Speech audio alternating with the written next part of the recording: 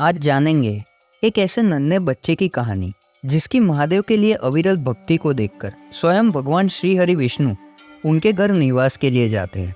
तो वीडियो के अंत तक बने रहिए हमारे साथ और ध्यान से सुनिए।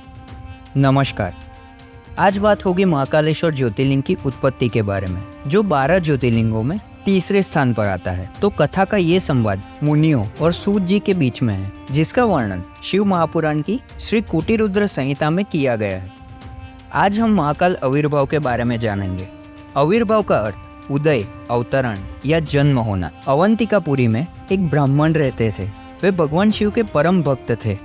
वे प्रतिदिन विधि विधान से शिव जी के पार्थिव लिंग का पूजन किया करते थे। देवाधिदेव भगवान शिव के आशीर्वाद से उन्हें धन धान्य की कोई कमी नहीं थी।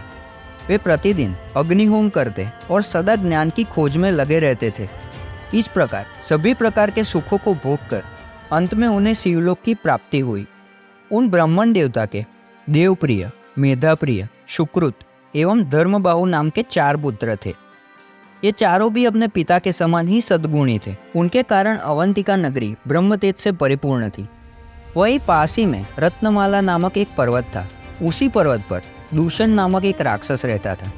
उसने घोर तपस्या करके ब्रह्मा जी को प्रसन्न कर लिया था। ब्रह्मा जी से इच्छित वर पाकर वह दुष्ट धर्म का शत्रु बन गया था। वह धर्म का नाश कर देना चाहता था। अपने अथाह बल और पराक्रम से उसने सभी देवताओं, मनुष्यों और तीनों लोकों के जीवों को अपने अधीन कर लिया था। वह ब्राह्मणों एवं सदाचारियों पर आक्रमण करके उन्हें अनेक प्रकार से दंडित करता था। एक दिन दूषण नामक वह दैत्य अपनी सेना को साथ लेकर अवंतिकापुरी पहुंच गया। वहां उसने अपने दैत्य सैनिकों को आज्ञा दी कि जो भी ब्राह्मण मेरी आज्ञा को न माने उसे दंड दो। आज्ञा पाकर वे दैत्य नगरी में उपद्रव करने लगे। सारी जनता हाहाकार करने लगी। वे लोग उन ब्राह्मण कुमारों के पास आए और उन्हें सारी बातें बताई। वे ब्राह्मण कहने लगे कि इस जगत का कल्याण करने वाले और परम भक्तों की सदा रक्षा करने वाले भगवान शिव है, इसीलिए हमें उन्हें ही प्रसन्न करना चाहिए। यह कहकर वे चारों ब्राह्मण पुत्र अन्य ब्राह्मणों के साथ मिलकर अपने आराध्य भगवान शिव का पूजन करने लगे। उसी समय चारों महादैत्य वहां पहुंच गए और उन ब्राह्मणों को शिव जी की आराधना में देखकर अत्यंत क्रोधित होकर बोले, मार डालो इन सबको। परंतु जैसे ही वे दैत्य ब्राह्मणों को पीड़ित करने के लिए आगे बढ़े, उसी समय भगवान शिव पार्थिव लिंग में से प्रकट हो गए। उन्होंने पल भर में ही सब दैत्यों को मार डाला और दूषण नामक महादैत्य को भी मौत के घाट उतार दिया। शिवजी को साक्षात सामने पाकर वे सभी ब्राह्मण भगवान शिव की स्तुति करने लगे। आकाश से देवता पुष्प वर्षा करने लगे। भगवान शिव ने प्रसन्नतापूर्वक उन ब्राह्मण कुमारों को वरदान मांगने के लिए कहा। अपने आराध्य भगवान शिव के वचन सुनकर ब्राह्मण बोले, हे देवाधिदेव, कल्याणकारी भगवान, यदि आप हमारी आराधना से प्रसन्न हैं तो हम पर कृपा कर हमें अपने श्री चरणों में स्थान दे, ताकि हम जीवन मरण के बंधन से छूट जाएं और आपके दर्शनों की हमारी अभिलाषा पूरी होती रहे। तब अपने भक्तों की इच्छा को पूरा करते हुए सदाशिव उसी स्थान पर ज्योतिर्मय रूप में शिवलिंग में स्थित हो गए और वह लिंग महाकालेश्वर नाम से जग प्रसिद्ध हुआ। इसकी उपासना करने से सभी मनोरथ पूरे हो जाते हैं। ये था महाकाल ज्योतिर्लिंग का आविर्भाव। अब जानते हैं महाकाल महात्म्य। उज्जैन नगरी में राजा चंद्रसेन का राज्य था। भगवान शिव के मुख्य सेवक मणिभद्र के साथ उनकी घनिष्ठ मित्रता थी। मणिभद्र ने राजा चंद्रसेन को कौस्तुभ मणि भेंट की। राजा ने प्रसन्नता पूर्वक मणि को अपने गले में धारण कर लिया। वह कौस्तुभ मणि सूर्य के समान चमकती थी, जिसे देखकर अन्य राजा चंद्रसेन से ईर्ष्या रखने लगे। सब राजाओं ने मिलकर चंद्रसेन पर आक्रमण कर दिया। जब राजा चंद्रसेन चारों ओर से अन्य राजाओं की चतुरांगिनी सेना से घिर गया, तब वह अपने प्राणों की रक्षा के लिए महाकालेश्वर ज्योतिर्लिंग की शरण में गया और भक्ति भावना से देवाधिदेव महादेव जी का पूजन करने लगा। राजा चंद्रसेन भगवान शिव के पूजन में मगन था। उसी समय एक विधवा गोपी अपने छोटे से बालक को गोद में लिए वहां आई। वह बालक राजा को शिव पूजन करते हुए देखता रहा।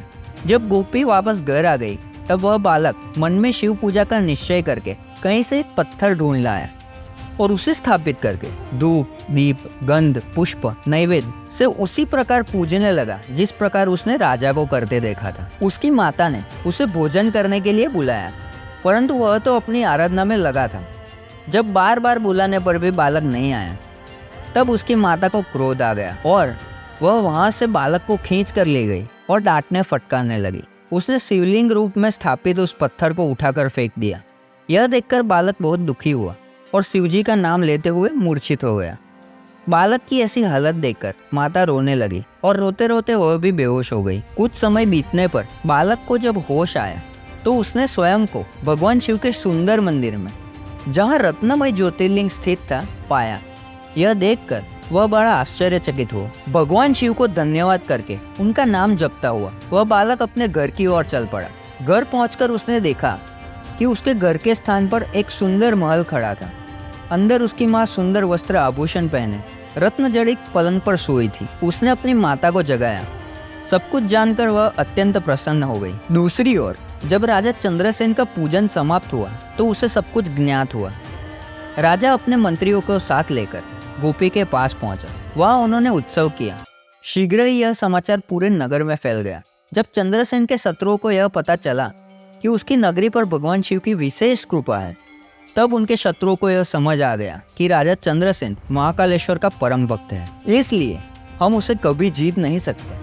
वे सब राजा चंद्रसेन से मित्रता करने हेतु उस गोपी के घर चले गए। वहां पहुंचकर उन्होंने शिवजी का पूजन किया और राजा से मित्रता कर ली।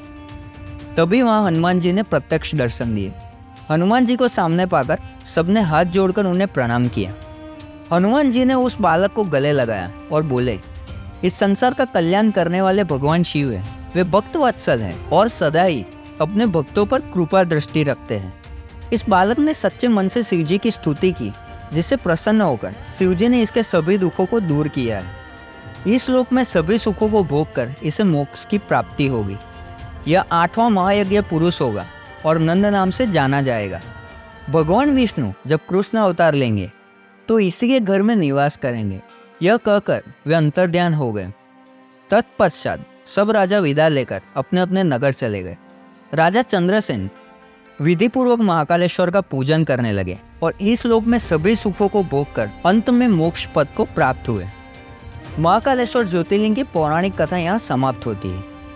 मैं आशा करता हूँ कि आपको यह जानकारी अच्छी लगी होगी। साथियों, पौराणिक मान्यताओं के अनुसार हनुमान जी भगवान शिव के 11वें रुद्र अवतार हैं, यानी कि शिव जी का अंश है। हनुमान जी परमेश्वर की भक्ति की सबसे लोकप्रिय अवधारणा और भारतीय महाकाव्य रामायण में सबसे महत्वपूर्ण पात्रों में प्रधान है। वह भगवान शिव जी के सभी अवतारों में सबसे बलवान और बुद्धिमान माने जाते हैं।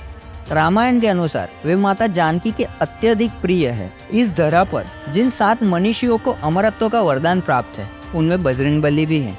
हनुमान जी का अवतार भगवान राम की सहायता के लिए हुआ। हनुमान जी के पराक्रम की असंख्य गाथाएं प्रचलित हैं। उन्होंने जिस तरह से श्री राम के साथ सुग्रीव की मैत्री कराई और फिर वानरों की मदद से असुरों का मर्दन किया, वह अत्यंत प्रसिद्ध है। इस कथा से हमें यानी कि समाज को और खासकर माता पिता को यह समझना चाहिए कि जो भी बालक भक्ति, आध्यात्म और किसी भी निर्माण कार्य में हमेशा संलग्न रहते हैं, वो कहीं ना कहीं उनके पूर्व जन्म के ही कर्म होते हैं। भक्त की भक्ति देखकर स्वयं देवता और महादेव भी उनके वही गुणों पर मोहित हो जाते हैं। और भगवान श्री हरि विष्णु स्वयं जब अवतरित हुए श्री कृष्ण के रूप में, तो उनके निवास के हेतु लालायित रहे। इसी के साथ ये वीडियो यहाँ समाप्त करते हैं। आपको महाकालेश्वर मंदिर के और इतिहास के बारे में और कोई जानकारी चाहिए तो हम उपलब्ध करवाने का पूरा प्रयास करेंगे। इसी के साथ ये कथा यहाँ संपन्न होती है। आपको हमारे वीडियो पसंद आई हो तो इसे लाइक करें, कमेंट करें, अपने परिवार और मित्रगण में शेयर करें और आपके इस चैनल को सब्सक्राइब जरूर करें। मिलते हैं अगली वीडियो में, जो कि होने वाली है मध्य प्रदेश के खंडवा जिले में नर्मदा नदी के तट पर मंदाता या शिवपुरी नामक द्वीप पर विराजमान श्री ओंकारेश्वर महादेव के बारे में। तब तक प्रकृति का ध्यान रखें। महाकाल की जय हो। जय श्री राम। हर हर महादेव।